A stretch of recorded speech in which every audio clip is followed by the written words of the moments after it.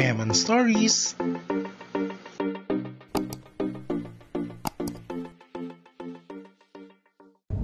Papunta kami ngayon sa USAN, sa Iriga para mag-attend ng Bicol Nurses Convention. Kasama ko ang aking mga co-CI sa UNC at ibang mga estudyante. So this will be my second time going to USAN. And yung first is kasama ko yung mga PNA officers ko. Sobrang siksikan kami ngayon dito sa van kasi nga katabi ko ay 4 na estudyante. So imagine ako at 4 na estudyante, so 5 kami sa row. Pero pinagsiksikan namin at nagkasya naman, pero very uncomfortable. So ito pala ang daan papuntang Iriga. Ang ganda at saka ito po, sumisilip po ang Mount Asog. Ang Mount Asog pala ay parang kakambal na siya ng Mount Iriga sa laki. And we arrived USANT or University of St. Anthony. So this is a very big university dito sa Iriga. And papasok na kami to register. Yan, as you can see dito sa gymnasium, andito yung mga co-teachers ko, co-CIs ko, and other nurses in Bicol. And here are the Bicol Council for the PNA. So dito yung mga corporate sponsors. Dito naman uupo yung mga nurses and also the other students. So malaki din pala yung gym ng USANT. So this is the title of the convention. This is Our Nurses, Our Future. Ito na po yung mga corporate sponsors. Ikutin natin siya. At baka makakuha tayo ng mga freebies.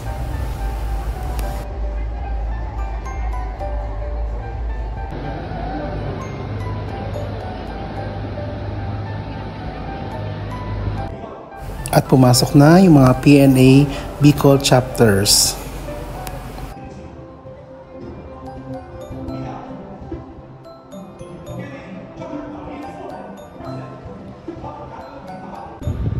So for this conference, maraming mga naimbitahan para magsalita.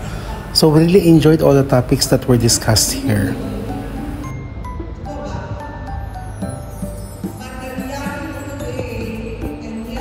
And here is our meal stop para sa mga food.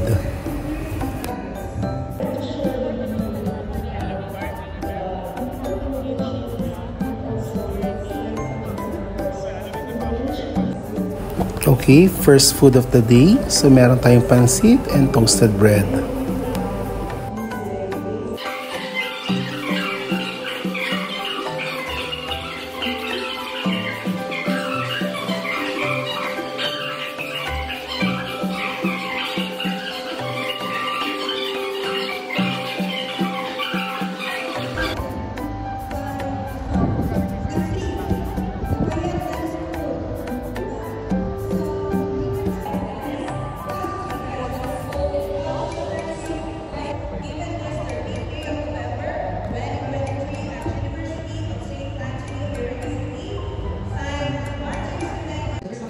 So let's haul kung anong mga nakuha natin. So meron tayong mga number reminding sheets. This is from Gapus.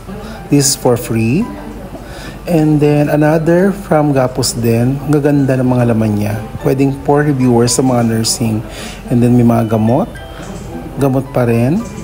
And then binigyan kami ng face shield din ng isang company. Libre din.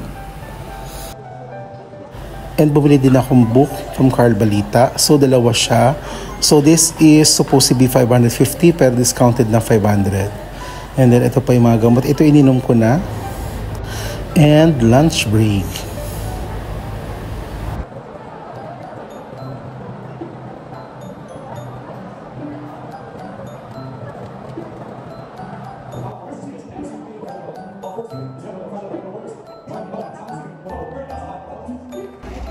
So, lumabas muna kami para maghanap ng coffee. So, tinignan namin ang laki-laki para talaga ng USANT.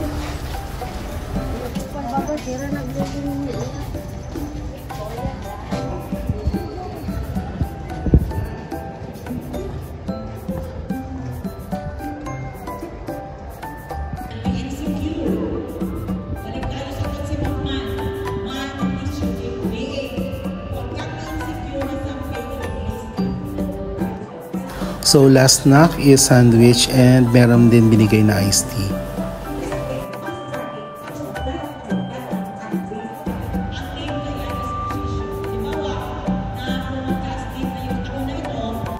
And this is Romel. Classmate ko siya sa master sa Ateneo Dinaga. And this is the PNSA from USANT. So maraming salamat po sa NCF kasi sumabay na ako sa kanila pa uwi dahil sobrang na talaga sikip ng van. So thank you Sir Romel and also thank you Sir Stanley, the Dean of NCF para sumabay dito.